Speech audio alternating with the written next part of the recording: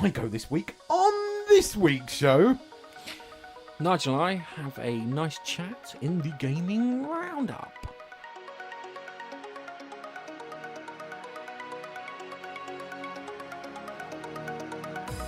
I bitch and moan about Star Trek Discovery. Surprise.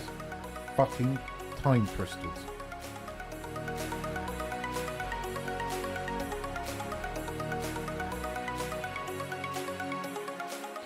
And I need therapy after reading the latest Expanse book. He does need therapy. Stay tuned.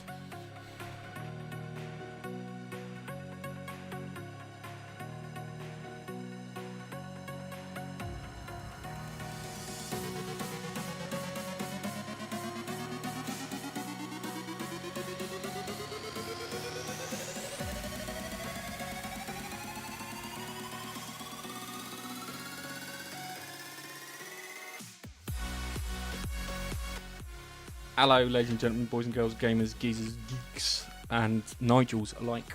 It's this week's Monkey Nut Punch podcast. And Nigel isn't here this week, but he is here this week. He's here in a section I'm calling the Gaming Roundup, because we talk about games in that section. And you've guessed, I've got to join my white whale. It's Keith. Gotta hunt that whale. How are we doing? So, not only did you insult me, you're also calling me a dick, really, aren't you? My white whale, yeah. Moby Dick. Yes. Hello. Hello, right. The quick rundown, we're going to be talking about Star Trek Discovery, which I didn't watch this week. And so Keith's going to fill me in, or say Nigel's going to fill me in, then that'd be amazing. He watched it and managed to do that. We then got a gaming roundup where we talk about Going to Girl, PlayStation Plus, Epic's Game Store, and the PlayStation Briefing. And then I want to talk about the latest Expanse book, Tiamat's Wrath. I think I said that right. I keep saying it wrong. They do come up with some fucking wonderful names. Persephone Rises was the last one. And then we want to talk about Love, Death and Robots and a specific episode called The Aquila Rift. Beyond the Aquila Rift, sorry. Which I just showed Keith because I found it fascinating and it kind of got under my skin a little. And I think it's a good one to talk about. And next week we might talk about the one with the Russians fighting the demons in the Second World War, which is fantastic. So, what's Michael Burnham done this week? Oh, shit, I've just knocked my cables. Sorry. Put a marker in, Gareth. What has Michael Burnham done this week? Right. I think I'm right about the Borg. And I will tell you why. So, when we saw old, whatever his name was, Mr. Dodgy... Section 31 leader Section 31 geezer get stabbed in the eye, I thought that was him potentially getting infected or getting killed. It was he didn't get killed and he wasn't infected. So, we find out, obviously, last week it was Michael Burnham's mum. Surprise, surprise, why couldn't it have been her dad? Just a quick one, because I watched a brilliant video on YouTube from a guy called Anti-Tracker. Have you seen Anti-Tracker? Yes. Where he turns around and went, because our Discovery's really well written, where it describes that we're 100% sure it's Michael Burnham. It's Michael Burnham, because all the tests we do, it's Michael Burnham. And it goes, oh no, it's not Michael Burnham. How are you 100% sure that it was fucking Michael Burnham? Oh yeah, we got some crappy explanation for Dr. Geezer, who had 1 2-minute conversation with Admiral Psychiatrist Stupid Bitch, which I'm calling her because she is a stupid bitch. Admiral Cornwall? Yes, she's a stupid cow. I mean, seriously, how did that woman ever become an admiral? She's a psychiatrist. She's a fucking psychiatrist. Hang on a second. Remember in The Next Generation, all the admirals were always assholes. Yeah, well... That was always... It's not that she's arsehole, she's dumb. Anyway, you have 1 2-minute conversation with her, and now apparently he's reinstated as a doctor. Everything's all right, and he's trying to win back his husband. Fuck off. The trouble is, this is written by people that watch social media, and if a video is longer than 2 minutes, you lose attention. I mean, seriously, every writer in that room is ADHD. I'm telling you, the people that write this are ADHD. But anyway, I am digressing slightly. So he comes up with something about mitochondrial DNA or some bullshit like that. Which isn't her DNA. Yeah, exactly. But anyway, it's the mum. It can't be the father because we can't have a straight male character with any kind of power that isn't being berated by a woman in this show. So no, it's the mum. She vlogged everything. So Michael Burnham's watching that because the Captain Pike rightfully says, "You're really emotional.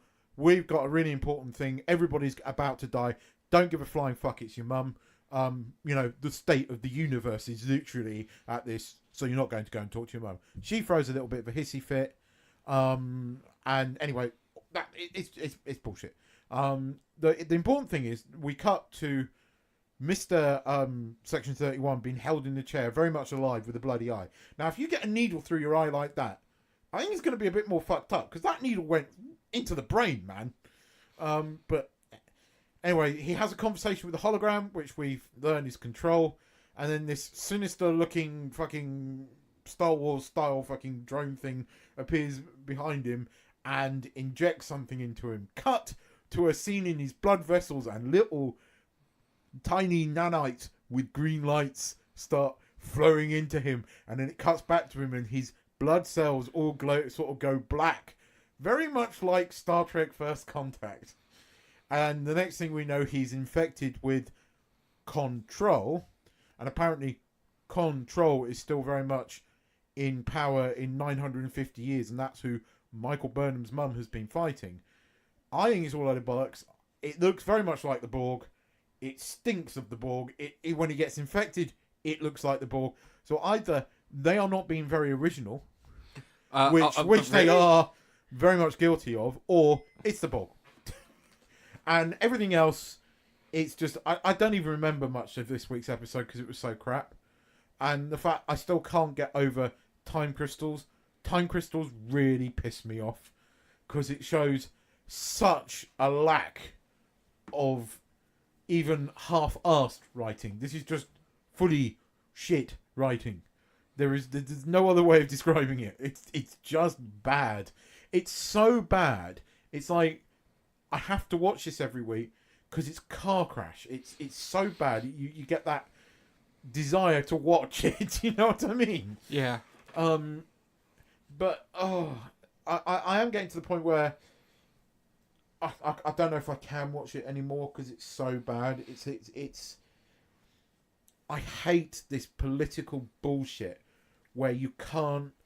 It's almost like they cannot show a male character with any kind of sort of authority in this show at all that isn't being belittled by Michael Burnham or some other female character. Look, I get it. You know, strong women, equal. But there's no balance in this show. The entire Federation is run by women. And that's why it's such a fucking shit show, mate. That explains a lot of stuff. Right, okay, so so you think it's the Borg. I think you're right. They made to look like the Borg. There's a sequence somewhere in the show where, because they're one of those shorts that we saw, or if because you don't see them in the UK, so if you haven't seen these, no surprises. But if you haven't seen the shorts, there's a short which actually, from all of the shorts, this was the best one, where Discovery is floating somewhere in some out of space, apparently abandoned. It turns out it's been there for like 1,000 years. And a human guy comes on, and the ship basically has developed a consciousness, and falls in love with the character that comes on, and she rescues him and saves him, and then he has to go off, and that's basically the story. But you kind of wonder, well, how did the ship get there?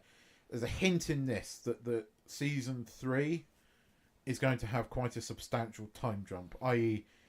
it's going to go quite a lot into the future, probably because they are so fucking predictable. So probably about the same time as the Picard series is taking place.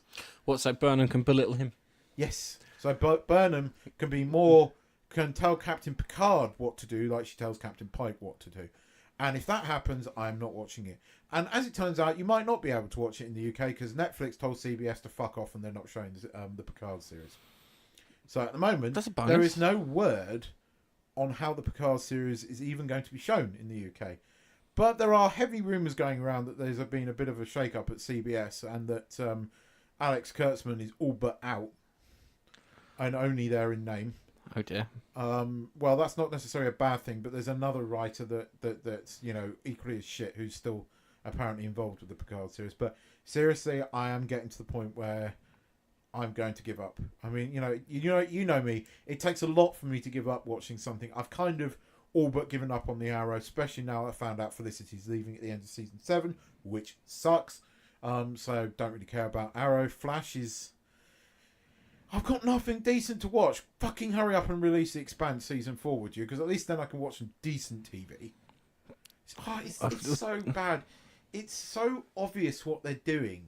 And I watched a YouTube video the other day and go, look in the background of when their characters are walking through the ship. And again, watch Star Trek Discovery when they're walking through the background. Every fucking extra is a woman. Okay. I mean, don't get me wrong. This is not me being misogynistic or anything. It's just that every fucking character of power or authority is a woman, and it kind of... It's annoying because if you want It's sexist. Hang on a second. If you want to see good, powerful women, The Expanse has got lots. Yes. And they're really... And they are done correctly. Doctor Who, pre-season 11. Yeah. Every season of Doctor Who, pre-season 11. Star Trek, pre-Discovery. Star Trek Voyager. Yeah. Okay, all right, let's just start picking holes in this Borg theory. Right, first things first. Borg come from Delta Quadrant, if I remember correctly.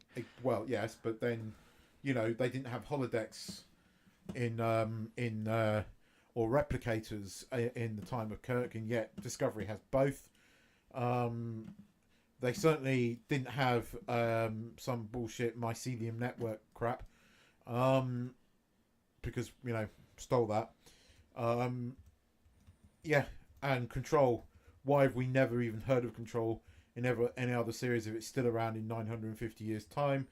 Apparently it turns out that Michael Burnham's mum has been changing history loads and loads and loads of times, so this is why this is their unique way of shutting up all the fans that are complaining about canon, because this isn't the main timeline, but it probably is. But what we'll probably have at the end of the season is some big fuck off reset. Michael Burnham doesn't really exist, but she's somehow 12 Monkeys style saved, but in the future, so nobody remembers Michael Burnham. What I think is going to happen is that at the end of this, Michael Burnham's mum will somehow come back again, change history in such a way, and then Michael Burnham will somehow save herself, and the ship will be flung into the far future. But nobody will remember that ship because the ship got destroyed before the mycelium bullshit. Here comes a funny thing but due to a paradox, Michael Burnham disappears up her own arse. Well, it would be nice that they kill off Michael Burnham because the character is god awful. No offense to Sonique Martin, but seriously, you must know you are playing a god awful character. Anson Mount obviously goes back to the Enterprise at the end of this, which is a shame. Because, again, Anson Mount and as Captain Pike is really good. Here's the thing. If you want to write a strong female character, do it. But there is no... Tilly's kind of okay. And Tilly would work if you weren't constantly going, oh, Tilly, you're amazing all the time. Because, she's got some serious flaws. Do you know what? I would love it if they refer to Tilly as a kid. Yeah, and they could watch her do the run, or the run around the ship, and her Saru look at each other and go, they grow up so fast. But you've got all these characters that supposedly are meant to be really clever and intelligent, and none of them are acknowledging the fact that this woman, she might be amazing, she might have a brilliant brain, which she does, can never run a starship, because she also has some serious issues, in the respect that I don't know what she is. She's either on the spectrum or she has ADHD. One of these things that basically is not really compatible with commanding a starship full of people and being responsible for all those lives. All right, calm down, because I want to go back to the Borg part. Because fucked off with it. All right, okay. I gather you fucked off with it. Because I said the first things first is that we said that the Borg come from the Delta Quadrant. They do. And supposedly, yes. This is 900 years in Voyager's past. That's 800, 700 years in Discovery's past. So they're 700 years old in the Delta Quadrant, as Star Trek canon is, yeah? Apparently. And they were fighting a race from the episode Dragon's Teeth called the Vadois, yeah? Yeah. Who Janeway has a really stupid conversation with about rain. Goes, oh, when it starts raining, goes, do you go from door to doorstep? He goes, no, I bring a fucking umbrella, you dumb shit. Which was really good. You've got that. The other thing too is that the Borg don't destroy planets. They consume technology and people. Yes. And it's always been described as they just go in there and they just scoop up like entire settlements. I don't know if it is the Borg, but they are heavily hinting at it. Maybe this is a double bluff, but the way they show you these nanites with green lights going into them, and the very same effect of the sort of blood cells, being infected when a character is assimilated. So basically, from first contact onwards, when they get assimilated or pre-assimilation, that stage where all their sort of cells flare up. Or veins, I should say. I don't know what they're doing. Honestly, I just don't care. There are not that many characters that I can really care about.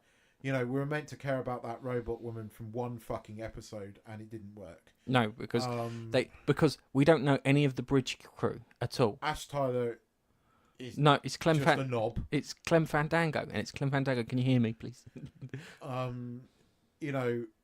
You kind of cheer on what's her face, the evil emperor, because she's just evil, and it's entertaining. You kind of care. You'd care more about Tilly if they stopped fucking positive. What's they called? Positive affirming her every 5 fucking seconds. You can't care about Michael Burnham. She's god awful. The guy that plays Spock, Ethan Peck, is that his name? Yeah. If they shaved him, right, because that beard just annoys me. It's messy. It's not even a fucking well-kept beard. If they just shaved him and put him back in fucking uniform, because he is a Starfleet officer,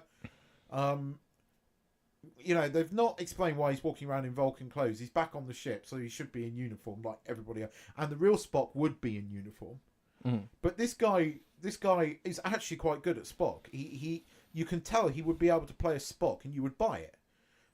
If it wasn't set in the Star Trek Discovery universe, wherever we are. Are they going to make him gay by the end of the series? Well, they've given him fucking Vulcan dyslexia, which really pisses me off. I mean, that's the thing that's really wound me up. I suppose, as a dyslexic myself, the way they are... This is clearly written by people that don't understand dyslexia in any form. They've just gone, oh, let's be really fucking forward-thinking. Let's give our character a defect. Fuck off. And the trouble is, right, they keep saying, oh, his dyslexia holds him back, but all of Tilly's things are just not even acknowledged. Every time she goes off on the bridge about something, it's just not even acknowledged. It's like, oh, Tilly, like that. But Spock's Vulcan dyslexia is a very... Fuck off. It's a bit, what do you call it? It's insulting. To Tilly, it's offensive. Yeah. This is... I didn't watch... This show is so bad. It's so bad. And I said last week, a lot of people... It made a lot of people... I just thought, oh, here we go. Here's the Borg. What else are they going to fuck up? This week, this banging on about his Vulcan dyslexia and everything. Oh, it's winding me up now to the point where I am going to stop watching it, because it's just bad. Okay. Yeah. I was going to go on about the Borg and how the Borg can't fit in that universe. No, they can't. They can't. Doesn't what they've described isn't the Borg. Nope. So it can't be the Borg because it doesn't make any sense. It shouldn't be the Borg. But this is Star Trek Discovery, so it fucking could be, because they want to make their mark in the universe. Well, you have, as the shittest show everywhere. Congratulations, you beat Enterprise. Enterprise was alright. It was just the theme The tune. last 2 seasons of Enterprise were alright. Even the first ones, compared to Discovery, those first when you seasons are compare fucking it to awesome. Discovery, it was quality TV. Okay.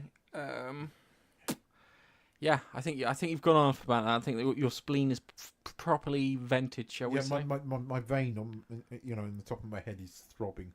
Sorry, guys, I've had a proper rant about it this week, but it's okay. Bloody Discovery. So fucking time crystals.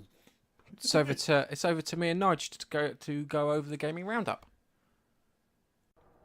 Okay, while Keith's garbling on about some fucking shite regarding Star Trek Discovery, me and Nigel have taken this opportunity to talk about video games.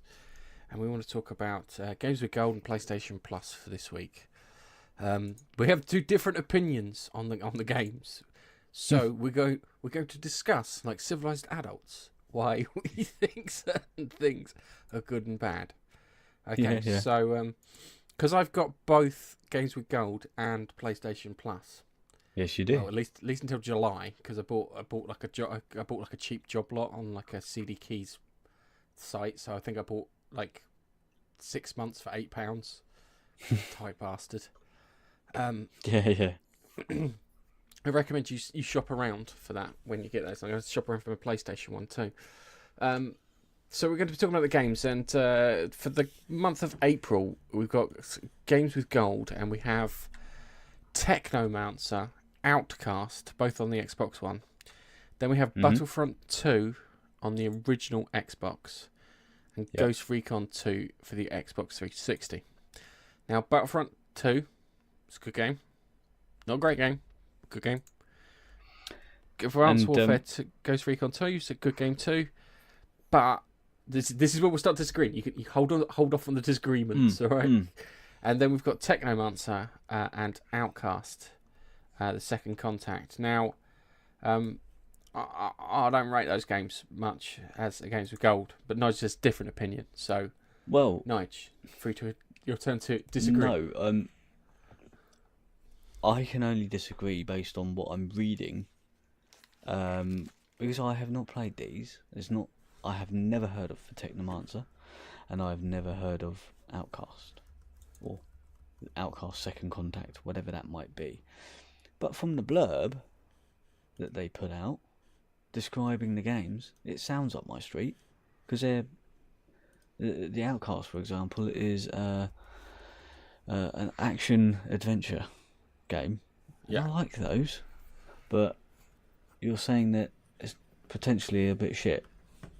Yes, I'm sure it was. Was it Outcast Second Contact? It wasn't a very good. Okay, it's got Metacritic score of 68. Yes. It's almost a 7 out of 10. It's almost no. Is that what that means? I don't know. I would say there's a 6 out of 10. If it doesn't get to 70, it's a 6 out of 10. It's 61 on Metacritic actually, but the user score's 7.2. Well, So- there you go. It's slightly better than average game. Reading the reviews on the Microsoft website, which I have no doubt have been filtered. It's a reasonable 72% of people are saying it's a 5 out of 5 star, which is why I'm thinking it's quite heavily filtered. Although, to be fair, there is only 11 reviews, so take that with a pinch of salt. People are saying it's worth playing, a bit outdated, but outdated in terms of graphics. But hey, I don't know. I'd give this a shot because I like the idea of it. It seems to have apparently sparked the open world action adventure genre. So I'm not sure. I really don't know. But it does from the pictures. Yeah, the graphics don't look great. But as we all know, graphics isn't everything. No, but it helps. It does help. It does help. It's not. It really it's not does help. everything. It's not everything, but it does. Really does help. And these are pictures that they've decided to take screenshots of and put on their website for, selling the game. But there could be a lot of depth to this. There could be a lot of depth, seeing as it's a 3D open world game. So Okay, so Technomancer yeah, score Metacritic Tell me. 56. oh, that's worse. That's it. It functions. User score 6.6, so the users are only slightly higher. With Yes, it it's a functions game. and it does have some game bits in it. Oh God. That sounds terrible. I can confirm that this is a game and it has been released. Oh dear. Do you know, just reading the description, it makes me feel like it could be a good game. That's because the marketing people have done their fucking work. Yeah, they've done their writing. Pictures on the site, they look a whole sight better than that other game, Outcast. However, we've said it, graphics don't mean everything. Yeah. It could run like a bag of shit. It could run like a bag of shit. You're going to have to play it and let me know if it's actually any good or not. Thanks, man. Cheers. My mate, I was talking about my mate who've been playing Fallout 76 with, and we stopped because I had a paddy and threatened to snap the disc because I was getting so fun. Because the enemies aren't balanced at all. Yeah. They're really not balanced. We were fighting a fucking snaggleghast, whoever it was, and I was fucking shooting the shit out of it, yeah? A It snuffle would take puff. like, fucking Hufflepuff, yeah? And I shooting some poor sod from Harry Potter. It's just going along with his broom, and there's me just laying fucking rounds. Don't shoot, I'm Harry. Oh, But fucking come here, you little bastard. This thing's like a level fucking 14, yeah? And I'm like a level 25, and I had to put like 200 sodding rounds into this cunt, pardon my language. That's ridiculous. But here comes the funny thing. At level 45, what do you call it? Scorched, or Ghoul. Yeah, I can fucking take down in like 8 shots. Doesn't make any fucking sense. No, it doesn't make sense. It should have turned around and it should have scaled and said this is at level 50, and I've gone, right, fine. And the worst thing is, you can't run away from these cunts, because as soon as they got you, they'll follow you. They'll follow you to the goddamn end of the earth. Most annoying thing ever. Yeah, anyway. In Fallout 4, didn't they stop following you after a certain distance? They sort of go, fuck it. Yeah, And some of them gave up, but this one just the AI and it's dumb as a fucking bag of spanners. But anyway, going back to that, bargain bins everywhere. So the reason I was talking about Fallout 76 because I have to install the master because you're going to go through the Halo collection, so I have to put the Master Chief thing on there, which is like 100 and something gigabytes. So there's a shit ton of space is going to be chewed up my tiny 500 gigabyte hard drive. And it's not like PlayStation; we can swap it over easily. And I'm aggrieved to put another external hard drive on the damn thing. But hey ho, I'll see if I've got room to put it on, and then I'll give you my opinion on it. And it'll probably be play for 5 minutes. Didn't like it. Talking of playing it for 5 minutes and didn't like it. Last month's game was The Witness. Yeah, and you had a go on that. Yeah. I'll admit I played it for probably, you start off and you go, I think I don't mind this. It's essentially going round a maze, controlling to go round a maze to get to the other side and whatnot. And sometimes there's two going at the same time and they're synchronized. So when you push right, it starts on the left and there's one on the right hand side, and you push right and it mirrors. So they'll go towards each other, and then if you push up, they both go up. And then if you push right, they'll go right, etc., etc. And there's all sorts of different things. And they don't explain anything. And I gave it a good half hour, 45 minutes, and the kids, well, they fucked off, man. They were bored within 10. But I persevered, I did a few bits, I found a little hut next to the what looked like a lake, and I was working my way through there, following the power lines. Like you do a set of 5 puzzles, and then you get power line connects all the way through, and it lights up another set of puzzles that you do, and then that'll light up all the way over. And do you know what? Yeah, that got boring pretty fast. So I kind of get what you're doing, because I was playing it and I was doing like just playing it in between that 15 minutes to talk about waiting for when you've got live TV on so you can skip the ads. Yeah. If you've got a digital TV recorder. I was using it for that. So I didn't play it in wave like you did, but I just it felt really purposeless, if that made sense. There was no reason behind what you were doing. You started the game. Do you remember? You start the game and you're in this little ruin, and you're just in a room, and it doesn't fucking tell you anything. There's no note on the wall. There's nothing. You walk out and you go, well, fucking what? You know. I didn't like it. I didn't like it. It was I found a couple of the puzzles a bit wanky. Yeah. But we did get Modern Warfare 2. No, Modern Warfare Remastered, not Modern Warfare 2. And that was a nice one to have. I remember you talking to me about that game when it first came out, and Modern Warfare was the first game that you said, well, the campaign alone, you said was brilliant. Yeah. The best one, I think you said. Best campaign? I think it's got the best campaign. The second one's good, but the first one I think is better. Because I think there's a bit in the second one where you're running through the streets of Brazil, and for some reason I was playing it on like insane or the hardest difficulty. I could never make it down this fucking street. I don't remember having trouble on normal running down this sodding street. But it's annoying because I could do all the other bits on it. So it's the other one is a much better single player game. But the first one's a much better single player campaign, especially the bit at the end where you're getting chased by the bad guys, and you have the fucking gunfight on the bridge right at the end. That was lovely, absolutely lovely. That was a good one. Okay, all right. Let's move on to the PlayStation ones. So we got one moment. Quick heads up on the Star Wars Battlefront 2. I've actually bought that for my Xbox original.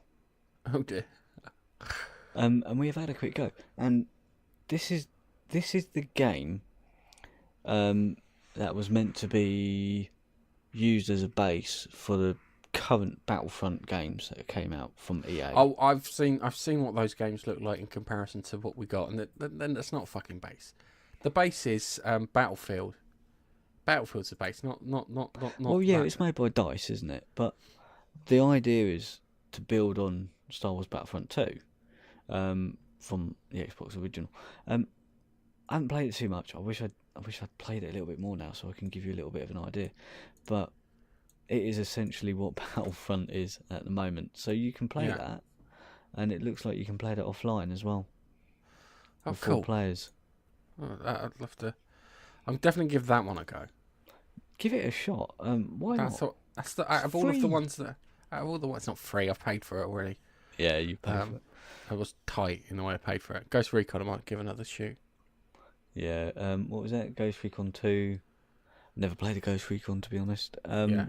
I think it went down. I think the acronym was GRAW. Yeah, that's it. GRAW. TC's GRAW 2. So GRAW 2, yeah. Typical shooter.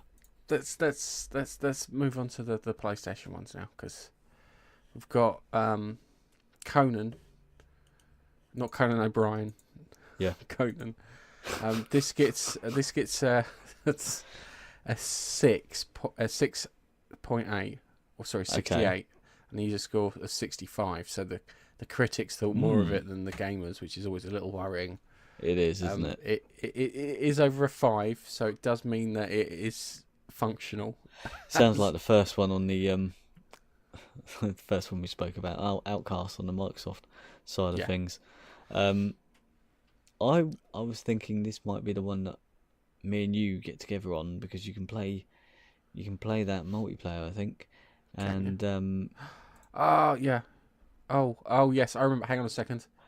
Don't you remember this? Keith's gonna love this game. Yeah. Yes, he will, because you can change the endowment. Oh no! You can. That's what this game is famous for. No, this game is famous for changing penis size. But boobies too, man. Lots of boobies. Yes. I think I'll give Keith a tiny cock and have him really angry. I do remember at the time, everyone was making characters with incredibly large penises and just making them dance. All right, hang on a second. We may never get round to playing the game. May never be stuck in the character creation. playing.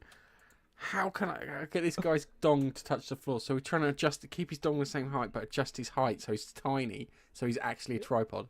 You can make him so you could probably make him so his legs are really short and his dong is really long, and somewhere in the middle, you might get a tripod. I'm sure there's a similar thing for birds. Kilts, because that'd be fucking terrifying, wouldn't it? Imagine him playing and some guy with a kilt. He's got no underwear on. He's just dong swinging around.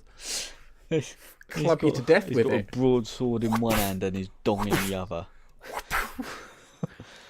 Beating your meat comes to a whole new level there. Okay, so that looks like that looks like it's not going to have much depth to it, but you can have some fun with it for a good half hour. Yeah, and the thing is, there is, I think, in this game, it's probably Fallout 4-ish, where you can build your base and so forth, and I think you can do that with your friends, which you couldn't do with Fallout 4. So I'd be quite intrigued to play this and see if you and Keith are able to join my game, or I can join your game. We kill some shit with our massive dongs, and then we build our massive penis-shaped house. Okay. That's the plan. Oh dear. Oh, there was the PlayStation thing. We need to talk about that before we get to the end. There was a PlayStation review. Anyway, the last game for PlayStation, because they only do 2 now because they're tight. They're tight. Is The Surge, and The Surge is the highest scoring game out of all the games that are current generation this month. And it's the one I don't like the look of at all. The Surge scores a 73, so that means it's functional, it has some gameplay, and it's a bit more depth to it. Yeah, that's what 7 means. So, it's user critic is lower than the what's its critic, because the user critic is 6.8. So, that's going to be interesting. It sounds a little bit like oh god, what was it called? Dark Souls? No. Everyone just describes everything as Dark Souls. It's like kind of fucking Mario. This is not you. This is not you. This is not aimed at you. This is aimed at every lazy fucking critic out there. Oh, the new Fallout 76. It's like Dark Souls, set in a post-apocalyptic world where everything was based on 1950s technology. Oh, and then it's like kind of, Ninja Gaiden. It's like Dark Souls, but if you were a fucking ninja. Just shit like that. Everything is fucking, it's Dark Souls-like. It's like everything's, no. I don't know. It just means challenging. That's all. That's a shorthand for it's not for normies. It's not for me, essentially. Give it because a go. I like to run in God of War like bang bang bang, but you can't in this game. It's a sci-fi take on a strategy melee sort of thing. Okay, just a quick one. Before we were playing, I managed to hit a 350 something combo in Spider-Man. Ooh. It's quite high. So that is high, and I still can't do the fucking get a level 3 on a chase with a fucking drone with Taskmaster. I need to get back on the game. I've just get been back having on it, issues Nigel. with the PlayStation. That's all. Get back fucking on it, man. I might have sorted it now. Brilliant. Yeah. So, okay, so this was the other thing too. Sony had a release of of a load of games that they were going to show, and it started off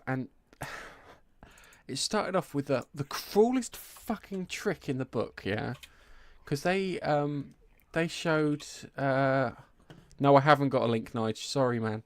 Doll. I could send cheeky bastard, yeah, because he's like, send me a link, so I can pretend I know what I'm talking about. That's my usual. Yeah, cheeky bastard. Do that. Anyway, hang on a second. I might better send you a list of the videos that they released. So they released a little like a Nintendo Treehouse, but everyone's like, "Oh no, it's not as good as a Nintendo Treehouse. It's a bit shit in comparison to Nintendo Treehouse." Oh fuck you! They showed some games. They showed some awesome bits. The first thing they showed off was what I thought and another guy called Yong Ye, who does gaming videos, also thought was an Iron Man game. And when I saw the Iron Man game, I went, oh my god, are Insomniac doing an Iron Man game? And I went, oh my god, oh my god, oh my god. And then he got into it, and it's like, no, it's a VR game. It's like, fuck you, Sony, fuck you very much. How dare you do that to me? That's not fair. So that was funny. You've got PSVR. I've got PSVR, but I want if they had an Iron Man game, yeah, like the Spider-Man game, because the Spider-Man game is awesome. Yeah, the Spider-Man game is absolutely fucking brilliant. And if it had an Iron Man game of equivalent quality, I would love that. So they showed that off, and that was disappointing. And then they showed off a bit more of No Man's Sky Beyond. Yeah. Mhm. Guess what? What? Go on, have a guess. VR. Yes. They're adding VR onto it, so I'm gonna have a go on that in VR. I bet you would. So I'm gonna have a go. Yeah, I'm gonna see what that's like on thingy, which looked quite good. They also showed off Mortal Kombat. I'm not interested in Mortal Kombat. It looks weird. I have no idea what they've fucking done with it, because it's like it's the old Scorpion versus the new Scorpion. It's like, what? It's just old as it is. They showed off Five Nights at Freddy's on the PS4. Guess what, Nigel? Don't know. VR. That's why. They showed off. There was another game called I think it was Blood and Truth. Guess what, Nigel? What? VR. They showed another one, Jupiter and Mars, which is about two dolphins. Guess what, Nigel? Oh no. VR. There's another one, a game called The Observation that showed off, which looks like a weird survival horror, but you're not the person surviving. It shows off this person going through a space station and trying to survive going through a space station. You're the space station. Oh. The space station. Yeah, you're the space station. How does that work? I don't know. I imagine it would be like Five Nights at Freddy's, where you're shutting off doors and moving cameras and trying to take out oxygen. Moving away from the VR games, they showed another one off called Concrete Jungle. Looks very pretty, very cartoony. I'd have to be in a mood to do that, because I kind of want to escape into worlds that kind of I like my power fantasies, or something that's just so much fun that I'm just giggling. It looks really pretty. It's very artistic in the way it's done. It's about some kid who can't make any friends, but he's really good at drawing, and all of a sudden he draws this concrete jungle to life. And then there's bits where he's having to evade the monsters from that concrete jungle and the bullies that exist in real life too. They got Crash Team Racing, because that's what you need. I'm waiting. Yeah. I'll be honest with you, because given what was it Naughty Dog are like, they always release like 3 games and what do you call it, a go-kart simulator, because they did that with Crash Team Racing. I'm sure they do it with Jak and Daxter. So I'm waiting for Uncharted Racing, and then after that, Last of Us Racing. It's just because I find it really odd when you look back at their history. They showed a fantastic trailer for Days Gone, which looks brilliant. That's that zombie one, isn't it? Oh, it's an open world zombie thing, and you've got like tons of strategies. It's like it's like playing The Walking Dead, and you're Daryl. That's the best way of describing it. But here comes a twist, yeah? You've got a motorbike, yeah? And they turn around and say that your motorbike is the most important thing in the game to you as a character. So if you lose the motorbike, or the motorbike gets damaged, you have to go back and fix it, and it will drag it back onto the road so it's safe. But if it gets stolen, then you're fucked. Well, you can imagine they'll let you steal another motorbike, and I imagine that'd probably be part of the story. But it does look one of the best games coming out. It's coming out soon too. It's coming out at the end of this month. It's coming out just before fucking Avengers comes out. do you mean in April? Yes, in April. We're still in March. Tomorrow will be in April. Yes, Will we we be in will. April? No, what? No, we'd lose an hour, which No. is annoying. Wait. Yes, we lose Or it. Monday. Yes. All right, Monday will definitely not be in tomorrow. April. Yeah, Monday definitely April. Monday. Yes, Yeah. Monday definitely Yeah, April. that's how it Anyway, works. it's not important. That's how dates work. Yeah. So yeah, we got that. Game looks fabulous. That was probably the best looking game out of all of them. The most annoying one was the Iron Man because they opened with it and you thought that's going to be the second best game they've got because you open with the second best and you end with the best to leave everyone a good note. But hey, these things aren't good. It was called the State of Play. The other one they showed was Trover Saves the Universe, and that looked interesting. But again, VR. I think it was also regular, so you could play it without VR. Anyway, I want to talk about the Epic's game store quick because a lot of people are getting pissed off with Epic at the moment because they're being sneaky bastards. So Steam's been around for ages. Everyone's so used to Steam. It's synonymous with gaming on your PC. Yeah. Yes. You always get little aggrieved when you have to open up Origin to play something, or you have to open up the Ubisoft launcher to play something. And anyone who got Fallout 76 opening up Bethesda's custom launcher, all 76 of you. Yeah, I think I had installed for a little bit to play a game. I can't remember what game it was.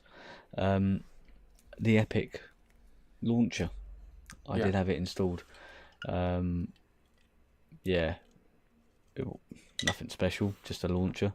It's a really quite basic launcher in comparison to the functionality and shit that you got on YouTube. It's not the same. But the problem with it at the moment is that Epic, because they want everyone to use their store, and they've got a lot of money from Fortnite, from people buying silly hats and dance moves and all this shit, have thrown their money behind getting games on there.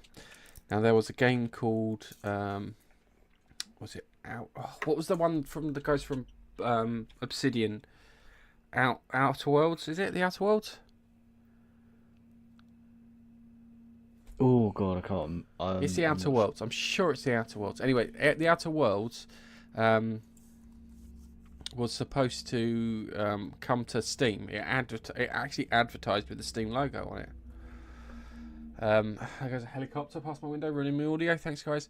The Outer Worlds, and it was supposed to come to Steam. But it's not coming to Steam. It's coming to Epic first, and the Microsoft Store. Now it makes sense to come to the Microsoft Store because Microsoft own Obsidian. They bought them, so there's nothing wrong with it going to the Microsoft Store. But the fact that they advertised it coming to the Steam Store and it's not coming to the Steam Store, it's a little worrying. Because they also advertised it being on the fucking PS4. And I'd like to play that on the PS4 too. And they kind of dicked people around in regards to that. So everyone's getting a little annoyed with that. So it's annoying. And then there's another game called this one's I think a worse case is the guys who originally made XCOM are making a game called Phoenix Point. Have you heard of it? I haven't, no. They're making a game called Phoenix Point. It looks really good. I don't want to buy it until the game gets released. I know they release betas and shit for it. But I watch a channel, I can't remember his name now, DJ Slopes. And DJ Slopes just literally has Kickstarters that went down the crapper. He's got hundreds of videos of Kickstarters going down the crapper. So anything it would go involving a Kickstarter in any shape or form, I ain't fucking touch it. Because of the experience that this guy shows. I'll have to send you some of the the world's worst gaming Kickstarters, the ones where they just run off with the fucking cash. So Phoenix Point had a Kickstarter for it, and part of the Kickstarter thing was that it was going to be released on Steam, but it's going over to the Epic Store now. Right, yeah. I'm just on there now. It does look very XCOM. It really does look XCOM like. It looks good though, doesn't it? It does look good. It does look really good. I was looking. I was quite excited when I saw it, but that went over there, and then I there was can Metro. I can see why if you've kickstarted it. I mean, if you've put money in to support the Kickstarter, and they're saying that it will be released on Steam, and you're going, yeah, I've got Steam, I've got a Steam account, I'll get a key, and I'll just put my key in, and I'll get the game. Yeah, fantastic. And then suddenly they go, nah, actually changed their mind, and you go, you what? Fuck it. It's not a big change because you don't need to. I know you don't need to pay to get the Epic Store. You just need an account. Yeah. But that's yet another account that you've got to have your credit card details or whatever on in order to buy shit from. If you know what I mean. Yeah. It's yet another thing I'll be where honest, potentially you could lose money or whatever. But hey, yeah. Sorry. it is the new home of Bus Simulator 2018, and that's the thing that's kind of turned me away from Steam towards them. I just love that. But they've also got Metro Last Light, and that shifted over to Epic. But here comes the funny thing is that there were people who pre-ordered it on Steam, and they still let the people who pre-ordered it on Steam have it on Steam, which is good of them because that means they honoured their agreement, which I appreciate. But it's a little on the dodgy side. They do give people bigger cuts of revenue, unlike Steam, because Steam's like a 30%, where these guys are like, I think they're like 18%, unless it's an Unreal Engine game, then you get more. Because naturally they deduct the fees from the fact that you use the engine, so you have to give part of your profit away to them anyway. So it probably balances back out to where it was. It just looks better, and they're kind of going for a more curated store, so less shit. Yeah, Steam. I'd say Steam just lets anyone in, don't they? Really? Yeah. I know they've got the green light thing going on where indies can put their games on. They can get greenlit by people voting for them. Oh yeah, I like the premise. Oh yeah, and then they can get greenlit, and then they go, oh, I've got a store. But literally anybody can get a store nowadays. And so, like you say, there's a lot of shit on there. Yeah, it's not good, but I think I'm a firm believer in competition, and I'll be honest with you, I've got fucking password managers and bits, and I've got a thing about wiping my credit card details off every so often. If I look at something and go, I haven't been there for a while, I usually pop in and wipe my credit card details, but that's because I'm borderline lunatic when it comes to these sort of things. And it is quite interesting, and I do like the look of Phoenix Point. It does look. I like me XCOM games, and having to wait fucking a complete generation, console generation, which is like 7 years for another XCOM game, doesn't bode well with me. Even though they've released other bits on it, I do like playing XCOM, and I would like two per console generation at least. Because I played, I played it. I think I played and completed it on the Mac. I've played and completed it on my cloud PC when I had that, and I played it on my PlayStation. So I've gone through the whole lot. I've actually, I was gifted some cash in the Google Store, and so I downloaded the XCOM Enemy Within onto my phone. I've got that. Can we do link up on that? I don't know. That would be interesting to see, because I haven't downloaded it on this one because this phone's shit, but I probably could and play it. The other thing too is I bought Alien Blackout, and that's okay as a game. So my phone's reminding me to do something. I need to switch it off.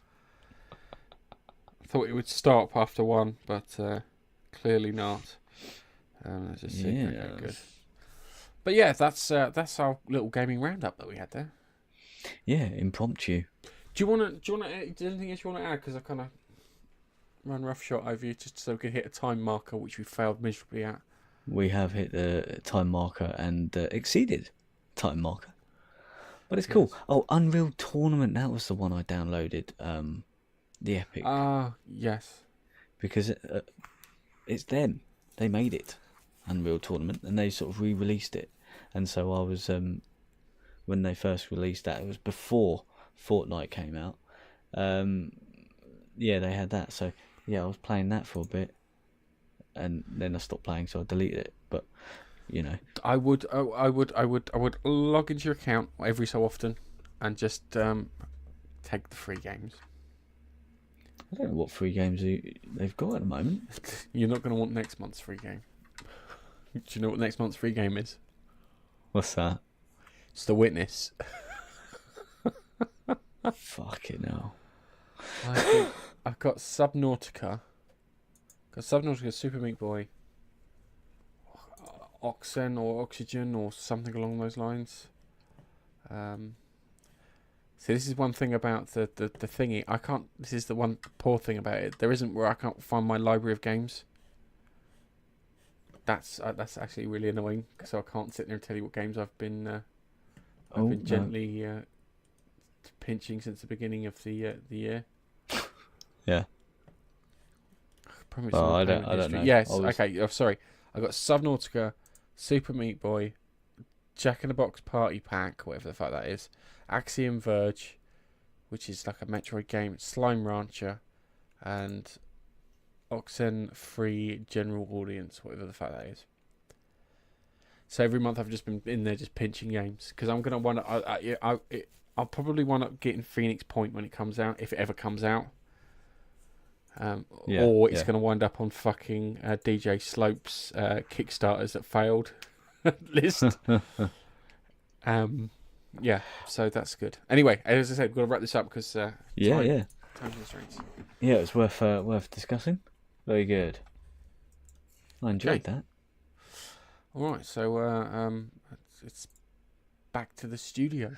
Yeah, back to the big guy. I bet he's still waffling on. And that was interesting. Sorry, I've woken up. Fuck off. I can't produce and co-host at the same time. It's too difficult. You know, I just made a connection here. By calling me a whale and calling Nigel Captain Birdseye, is he going to come after me with a spear? He might be hiding downstairs. He might be hiding downstairs with a spear. Okay, I went through the latest Expanse book. Tiamat's Wrath. I got it. Tiamat. Tiananmen Square. No, I keep wanting to say Tiananmen. It's Tiamat. And it's good and bad. I had to phone Keith up when I finished it because I was inconsolable. He was an emotional wreck. I wasn't. I'll be honest with you. I think chapter 48, when they all get back on the ship, I did get fucking emotional. I'm listening because I did an audio. I did an audiobook so I could do other things and no one could complain at me. I was sitting down going through a book, but I did get emotional when they all got back on the ship. Yeah, so just from a perspective from the Expanse, it's set in the future. So it's like 30, 40 years in the future, and they've been using the gates for ages. And the aggressor species has been occasionally eating the odd ship here and there. And a group of Martian separatists, referring to themselves as Laconians, have taken over the Sol system. They've parked a dreadnought over Earth, and they've parked another dreadnought at Medina Station, which was Nauvoo, or the Mormon ship from the first series.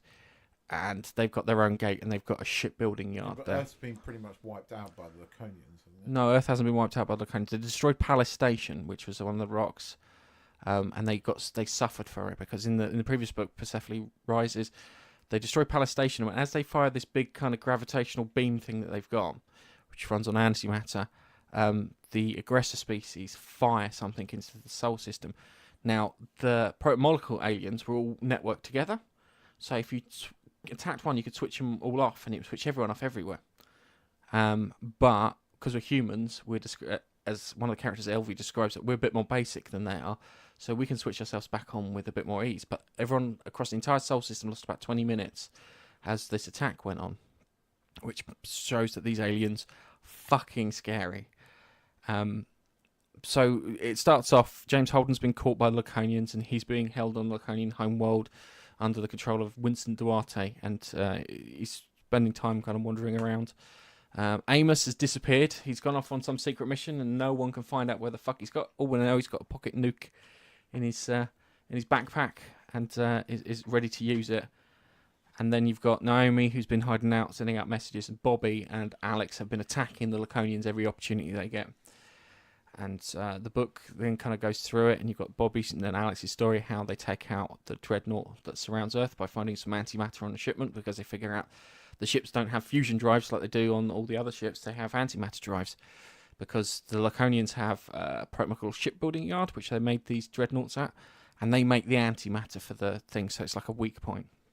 So they find the bomb. It's great because in the book, Bobby finds it, and she looks at the case, and it's in like munitions locker that they've raided from this freighter. And she's looking at it, and it's like kind of, if charge drops below 80%, goes please attack. It goes please recharge. Yeah, and it's like, what the fuck? Kind of explosive needs to be charged like that. And she tells her engineer on the the Gathering Storm, which is the Laconian ship that they've stolen, and asks what is it, and she goes, oh fuck. And he goes, what? He goes, I think I know what it is. And she comes down and explains that it's antimatter. She's like, fuck. He goes, we can take out the Tempest is the one that's in the Sol system. We can take out the Tempest. Fantastic. And then there's they find also that there's some spare parts on the Tempest that haven't reached there. And there's a blind spot in their scanner, which was supposed to get replaced from the shipment which they've stolen. So they find that out, and they go, right, we can go after the Tempest. If we go after the Tempest, it will send a flare up to everyone else that the Laconians are not unbeatable, and we can fucking take them down. And they go, and the plan is that they're going to fly a shuttle near to the Tempest in its blind spot, and then launch a missile at it, and then blow up, then run like hell while the thing blows up, while the Gathering Storm, piloted by Alex and the other crew, which aren't the Rocinante crew, try and keep the thing fucking busy. So they take it to they're in the Jovian system, so surrounded Jupiter, and they go to do it. And as they're flying in it, Bobby gets a shuttle gets hit, and the other member of crew gets killed. She's the last one left, so she has to drop the torpedo on the ship manually. So she uses because she's got one of those power armor suits. So she uses the power armor suit to maneuver in place, and then she drops the torpedo in there. And then the chapter stops and doesn't tell you what happens next, and then cuts to Alex's perspective as he's watching what's going on. So you hear their side of the fight, and then it cuts to a long-range camera, and Bobby, he sees Bobby drop the torpedo, and then he sees what looks like her trying to fight the ship one-on-one. Yeah, I'm going to fucking take it. That's what it looks like. And then she gets shot by the PDC, one of the PDCs in there, and you just see a spray of blood, and then boom. Everyone's got cancer. And I'm not joking when I say everyone's got cancer. The explosion created a gamma burst, and that gamma burst gave everyone on the ship cancer. It's like everyone gets like knocked out, and the ship gets, this Gathering Storm gets like fucked. And that happens. And Bobby died. And I like Bobby. Bobby was awesome. So I was upset over that. And I was also upset at the beginning when I found out Avasarala died. But I was expecting her to be secretly in charge of the Resistance. And I had to go through the entire book and get to the end and find it. No, she's dead. She'd be dead. She'd be so fucking dead. She was really fucking old. Oh, yeah, she was massively old. But you were expecting her to have something that would cause her to die. Yeah. Like Fred Johnson died in, I think it's Nemesis games. But I did that, and I was like, kind of great, that's it. And then I get further into it, and Amos is on Laconia, and he's camped outside the kind of Capitol building where they're holding Holden, and he's made friends with the Emperor's daughter. Anyway, the Emperor's daughter's got a tracker in her, so they go after her to go and bring her back to the thingy, and they find Amos, and then he gets shot in the head. So, yeah, I was not a fucking happy bunny reading that book. There's lots of other cool stuff that happens in the book. There's a bit where these fucking aliens take a ship apart in the slow zone, and people wake up and they're missing limbs, and there's lots of dead people missing heads and vital organs, and the ship has just been, like, someone has, like, tried to barrel it out with something. Into Swiss cheese. Like a coral. Is it more like a coral reef with the bits missing? Yeah, there's coral is where there's holes in the coral Yeah. and stuff. They describe it in the book because Gareth played me a passage. They describe it as a piece of coral. Yeah. So they're quite descriptive in these books. But yeah, it's I don't know how the fucking hell they're going to dramatise this, but if we get that far, hopefully we will. Come on, Amazon. Yes, please. Yeah. So I had to phone Keith up because I felt I'd lost a couple of friends. That's how bad it was. But it's a really good read, and it lagged really badly in like the like chapters like 4 to 7. But outside that, it was really good all across. But 4 to 7 was set up bits. Yeah, I mean, you have to sort of go. I've come and gone from these books several times. Sometimes they can just draw on a bit, and not a lot happens. But in this book, they do. Yeah. So yeah. Anyway. So yes. So let's talk about Love, Death and Robots, because I said to you guys about watching Love, Death and Robots. I watched a few episodes. I watched the yogurt one. The yogurt one is funny. The yogurt one is funny because it's the idea of sentient yogurt, but it's an allegory for computer intelligence. Yes, which was quite clever, and I kind of agree with that. The AI went to space without us, or the yogurt went to space without us. I love the fact that they set up as in Ohio or Ohio. yeah, Ohio, and that the world goes to shit, but Ohio is fine because the yogurt's living there. That was entertaining, but there's two that really I liked, and one of them was called Beyond the Aquila Rift, which is based on a short story from a collection of stories called Beyond the Aquila Rift. Now, Beyond the Aquila Rift in the book is an expression that they use where you have travelled so far out to travel back, you would be a person at a time, and they talk about how you have people in bars who are like 700 years old, but they're out of time, so all their family and whatnot are dead, and all their friends are gone, so they're like displaced. And that was the story from that. The animation in it is fucking ridiculously good. Yeah, I think it's mocap. I think it's using mocap. Even with mocap, just the visuals and everything they did, absolutely fantastic. Yeah. The story in the Love, Death and the Robots ends differently to the one in the book. How does the book end? Well, it's only the short story in that book, but it ends. It's a nightmare that he's having. So it's not. No, he goes to the thing where he first of all gets woken up by Greta, and then he gets woken up by his crewmates because they say, "What's wrong? You're right." He goes, "Everything's fine," and it's like, "No, we made it. Everything went okay. Bit of turbulence, ship got a bit damaged, but you're fine." And it was all a nightmare. But in this, the story goes that you've got this crew, and it's called the crew of the Blue Goose, which are heading out to drop off some cargo, but they make a miscalculation and they jump beyond the Aquila Rift, and they don't tell this at first to the crew, which consists of 3 characters, but only one of them gets woken up, which is a guy called Thomas. And the reason is in the story, one of them dies because of paint getting in, bits of paint flaking off over a couple of months and going into the air filter, and it kills him first, so he was dead before they even got there. And then the other person was woken up before Thomas, and she went through the thing. So that's when we watched the bit in the thingy, she wakes up and goes, "This is not right, this isn't right, blah blah blah." And the reason she's saying that is because she'd already been woken up, and she kind of remembers what's going on, and at the same time she's dead. So that's why she's going, "This is not right," and that's the reason they have to keep putting her back in. But it's weird because in the book he's there for a good while, and there's certain things that kind of resonate, that he kind of thinks that he's seen before, and the commander of the station keeps delaying the repairs to the Blue Goose, so it'll take a week, it'll take a month, it'll take 6 months, and blah blah blah.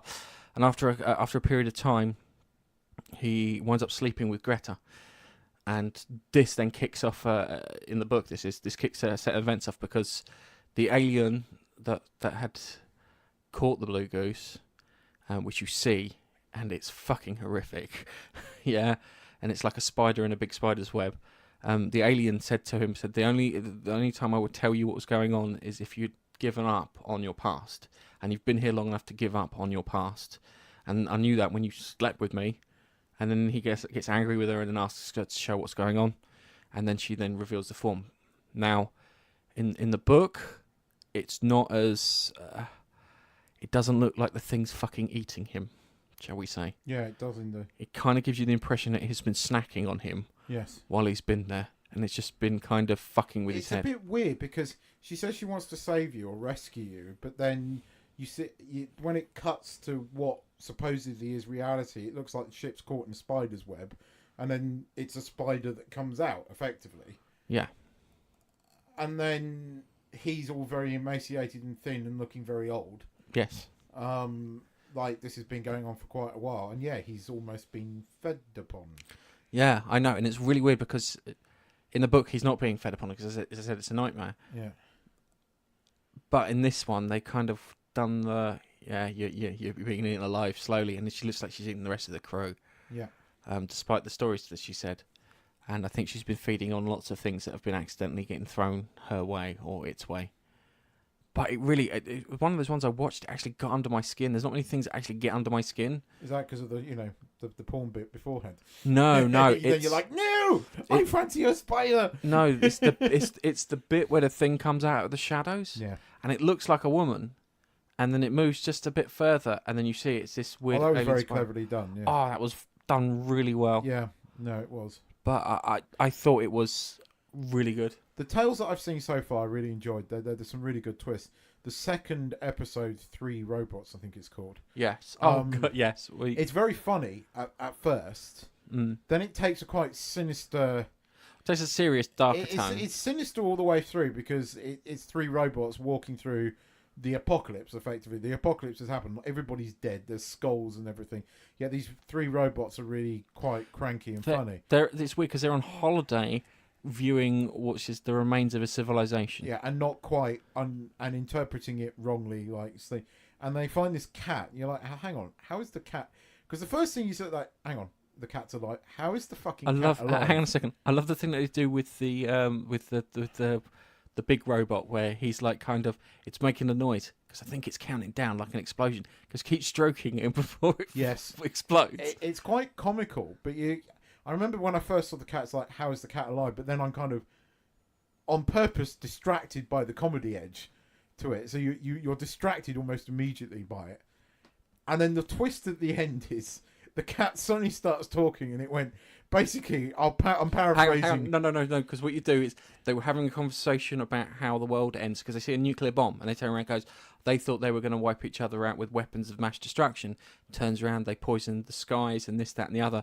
And then the cat talks. It goes, no, it was when they gave us opposable thumbs. And the cats are responsible for the apocalypse. And all these cats suddenly appear going meow, which is blatantly stolen from that advert for cat food. But it was a very good twist at the end. I enjoyed that one. The first one I thought was quite good with the twist at the end. I did get, just as he was killing her. Was this Sonny's Edge? Yeah, the one at the beginning where she's controlling or supposedly she's controlling a genetically modified monster. Right. But she is the monster. I think they fucked the landing on that one. And the reason I think they fucked the landing on that one is what they should have done is they should have killed her and then should have had her carry on talking. And then turn around and goes, you've made the mistake, yeah? You think that the monster's the puppet. Goes, the human was the puppet.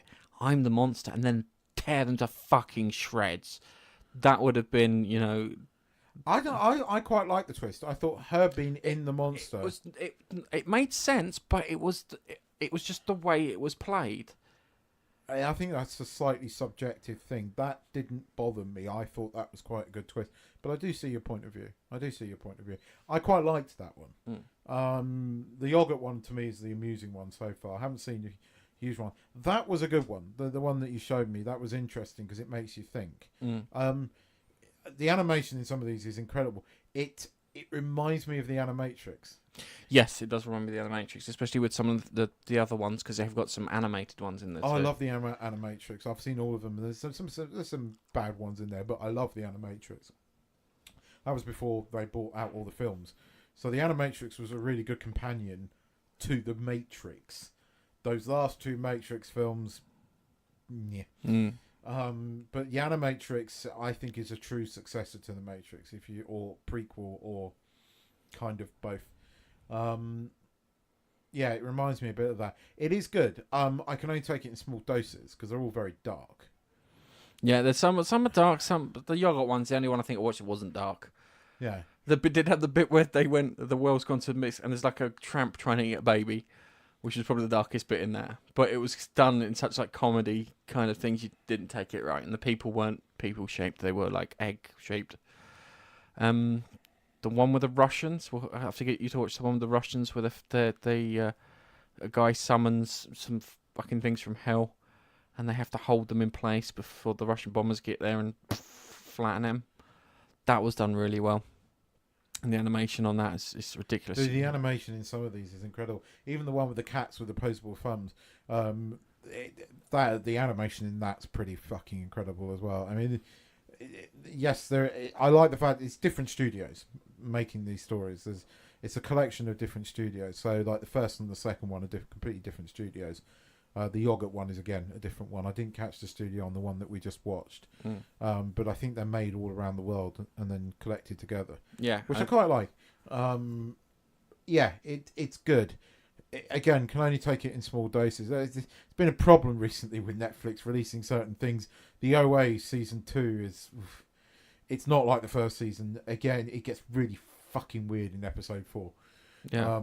Like I know the OA season 1 was weird, but it wasn't that weird. This is gone batshit fucking crazy. It's just if you want to see something that's fucking batshit crazy, just watch American Gods. Yeah, I know.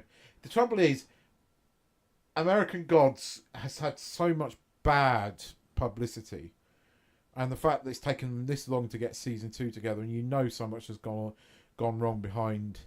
There's a lot gone wrong with getting this onto the screen. There's been a lot of bad press around it and everything. I mean, Brian Furler left Discovery to make this and then left after season 1, didn't he? I don't know if he did do season 1. I think he just consulted on it. I don't think he even got through a whole season. Oh, fair enough. But he's got that problem with American Gods. It's just like Hannibal season 3.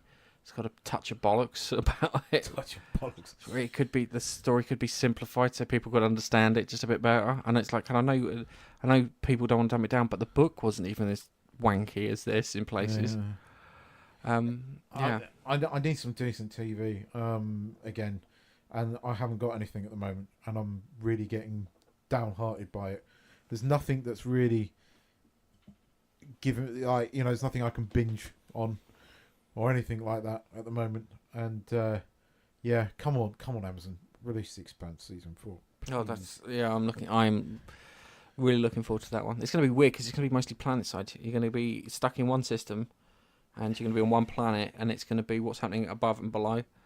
I don't care. The Expanse can, have Holden taking a shit for 45 minutes. It's still better than anything on TV. It is.